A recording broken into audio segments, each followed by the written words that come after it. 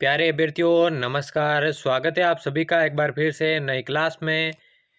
तो आज की क्लास में दोस्तों हम राजस्थान जीके के कुछ अति महत्वपूर्ण प्रश्नों पर चर्चा करने वाले हैं जो कि सीईटी 2023 की परीक्षा के लिए महत्वपूर्ण होने वाली है। अगर आप राजस्थान की सीईटी 12th लेवल या फिर ग्रेजुएशन लेवल की तैयारी कर रहे हैं तो उसके लिए ये प्रश्न महत्वपूर्ण साबित हो सकते हैं, ठीक है ना। तो आज की क्लास को एंड तक वॉच करना है। राजस्थान जीके के बेहतरीन प्रश्नों की क्लास को बिना किसी देर के शुरू करते हैं। पहला क्वेश्चन आपकी स्क्रीन के सामने है, सहरिया जनजाति का कुंभ किसे कहा जाता है? बेणेश्वर धाम, कोलायत धाम, सीताबाड़ी धाम या फिर मानगढ़ धाम। सभी अभ्यर्थियों को कमेंट बॉक्स में आंसर बताते रहना है। पूछा गया है सहरिया जनजाति का कुंभ किसे कहा जाता है। चार ऑप्शन आपके सामने है, जल्दी से करेक्ट आंसर बताइए। तो सहरिया जनजाति का जो कुंभ है दोस्तों वो सीताबाड़ी मेले को कहा जाता है। तीसरा ऑप्शन इसका करेक्ट हो जाएगा। अगला प्रश्न देखिए, तो बागोर सभ्यता किस जिले में स्थित है? पूछा गया है बागोर सभ्यता के बारे में। अजमेर, अलवर, भरतपुर या फिर भीलवाड़ा। करेक्ट आंसर क्या होगा जल्दी से बताइए। सीईटी 2023 की तैयारी करने वाले सभी अभ्यर्थियों के लिए आज की क्लास महत्वपूर्ण होने वाली है। बागोर सभ्यता की बात हो रही है, काफी सारे अभ्यर्थी आंसर दे रहे हैं, तो भीलवाड़ा इसका बिल्कुल करेक्ट आंसर हो जाएगा। चलिए बढ़ते हैं अगले प्रश्न की ओर। कुवलई माला ग्रंथ की रचना किसने की? यह भी दोस्तों मोस्ट इंपोर्टेंट प्रश्न है। एक एक प्रश्न एग्जाम की दृष्टि से महत्वपूर्ण होने वाला है। जय सिंह, पृथ्वीराज राठौड़, उद्योतन सूरी या फिर कन्हैयालाल सेठिया। कुवलई माला ग्रंथ की बात हो रही है दोस्तों, किसने की थी इसकी रचना? जल्दी से करेक्ट आंसर बताइए दोस्तों, कुवलई माला ग्रंथ की रचना किसने की थी? जल्दी से बताइए। तो करेक्ट आंसर की बात करें बिल्कुल उद्योतन सूरी ने इसकी रचना की थी। तीसरा ऑप्शन बिल्कुल करेक्ट हो जाएगा। अगला प्रश्न पूछा गया है, जांगलदर बादशाह कहाँ के शासकों को कहा जाता था? बीकानेर, जोधपुर, नागौर या फिर चित्तौड़गढ़। पूछा गया है कहाँ के शासकों को जांगलदर बादशाह कहा जाता था? सभी को साथ साथ में आंसर देते रहना है। क्या हो जाएगा करेक्ट आंसर? तो बिल्कुल दोस्तों जांगलदर जो बादशाह है वो बीकानेर के शासकों को कहा जाता था। पहला ही ऑप्शन इसका करेक्ट हो जाएगा। अगला है दोस्तों, सबसे लंबा चलने वाला किसान आंदोलन कौन सा था? बेंगू किसान आंदोलन, बिजोलिया किसान आंदोलन, अलवर किसान आंदोलन या फिर बीकानेर आंदोलन। जल्दी से आंसर बताएं दोस्तों, सबसे लंबी अवधि तक चलने वाला किसान आंदोलन इनमें से कौन सा था, आपको बताना है। तो क्या हो जाएगा करेक्ट आंसर, जल्दी से बता दीजिए। जल्दी से आंसर बता दीजिए क्या हो जाएगा। तो सबसे लंबी अवधि तक चलने वाला जो किसान आंदोलन था वो था दोस्तों बिजोलिया किसान आंदोलन। दूसरा ऑप्शन इसका करेक्ट हो जाएगा। अगला है, जवाहर बुर्ज किस दुर्ग के अंदर स्थित है? जूनागढ़ दुर्ग, मेहरानगढ़ दुर्ग, चित्तौड़गढ़ दुर्ग या फिर लोहागढ़ दुर्ग। कौन से दुर्ग में दोस्तों जवाहर बुर्ज स्थित है? जल्दी से आंसर बताइए। क्लास को एंड तक वॉच करना है और क्लास के एंड में बताना कितने आपके सही होते हैं। जवाहर बुर्ज की बात हो रही है, कहाँ पर स्थित है जल्दी से बताइए। तो भरतपुर के अंदर जो दुर्ग स्थित है लोहागढ़ दुर्ग दोस्तों, उसी के अंदर आपके जवाहर बुर्ज स्थित है। चौथा ऑप्शन इसका करेक्ट हो जाएगा। अगला देखिए, राजस्थान की पहली महिला मंत्री कौन थी? राजस्थान की पहली महिला मंत्री कमला बेनीवाल, गायत्री देवी, सुमित्रा महाजन या फिर सीता देवी। जल्दी से इसका करेक्ट आंसर बताएं दोस्तों, राजस्थान की पहली महिला मंत्री कौन थी? करेक्ट आंसर की बात करें, राजस्थान की पहली महिला मंत्री दोस्तों कमला बेनीवाल थी। पहला ही ऑप्शन इसका करेक्ट हो जाएगा। अगला देखें, राजस्थान के अंदर दानचंद चोपड़ा की हवेली कहाँ पर स्थित है? राजस्थान में दानचंद चोपड़ा की हवेली कहाँ स्थित है? बीकानेर, सुजानगढ़, खेतड़ी या फिर किशनगढ़। क्या हो जाएगा करेक्ट आंसर, जल्दी से बता दीजिए क्या हो जाएगा। दानचंद चोपड़ा की हवेली राजस्थान में कहाँ पर स्थित है? करेक्ट आंसर की बात करें बिल्कुल दोस्तों सुजानगढ़ के अंदर दोस्तों दानचंद चोपड़ा की हवेली स्थित है। दूसरा ऑप्शन इसका करेक्ट हो जाएगा। अगला है, भील जनजाति के अंदर कच्छावू कौन पहनता है? पुरुष, महिलाएं, नवयुवक लड़का या फिर बालक। क्या हो जाएगा इसका करेक्ट आंसर, कमेंट में बताइए। भील जनजाति की बात हो रही है दोस्तों, कच्छावू कौन पहनता है? काफी सारे अभ्यर्थी आंसर दे रहे हैं दोस्तों, महिलाएं, ठीक है ना, महिलाएं कच्छावू पहनती है। दूसरा ऑप्शन इसका करेक्ट हो जाएगा। अगला है, मेवाड़ की आंख किसे कहा जाता है? मेवाड़ की आंख किसे कहा जाता है? अचलगढ़ दुर्ग को, चित्तौड़ दुर्ग को, कुंभलगढ़ दुर्ग को, सज्जनगढ़ दुर्ग को।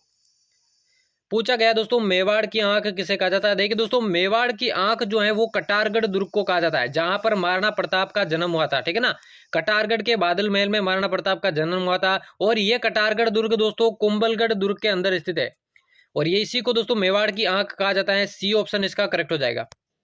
अगला है दोस्तों, कौन से उत्सव का आयोजन बूंदी के अंदर होता है? बूंदी के अंदर कौन से उत्सव का आयोजन होता है? ग्रीष्म महोत्सव, वेलून महोत्सव, कजली तीजोत्सव या फिर चौथा ऑप्शन है गणगौर। क्या हो जाएगा करेक्ट आंसर, जल्दी से बताइए।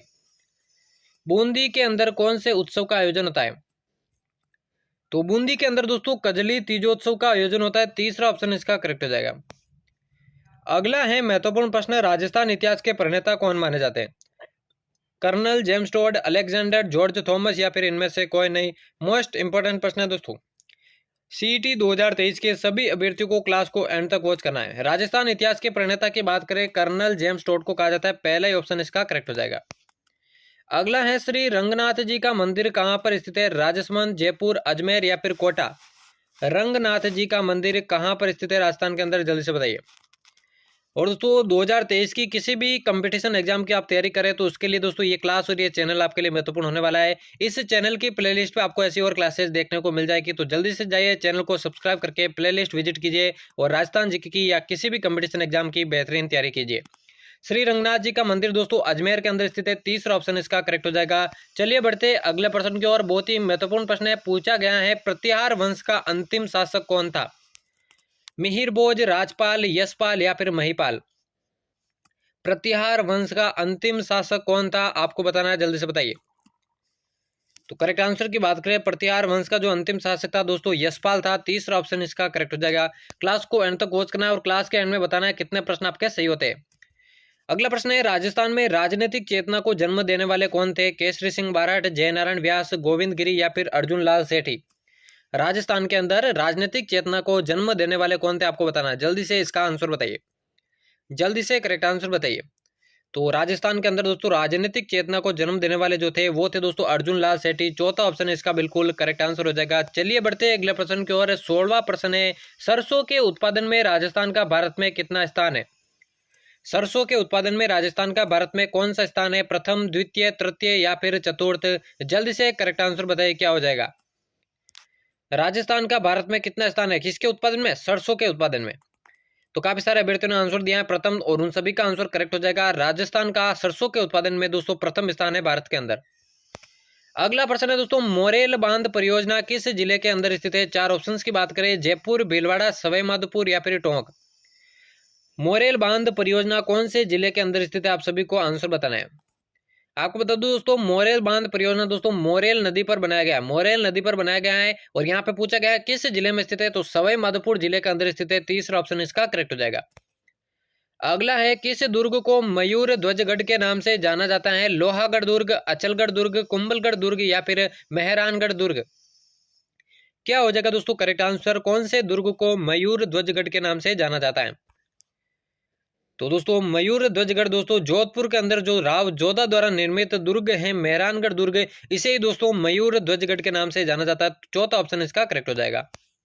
अगला है दोस्तों, राजस्थान का प्रथम प्रजामंडल कौन सा है? राजस्थान का प्रथम प्रजामंडल कौन सा है? मेवाड़ प्रजामंडल, जयपुर प्रजामंडल, भरतपुर प्रजामंडल या फिर अलवर प्रजामंडल? कौन सा इसका करेक्ट आंसर हो जाएगा? राजस्थान का प्रथम प्रजामंडल।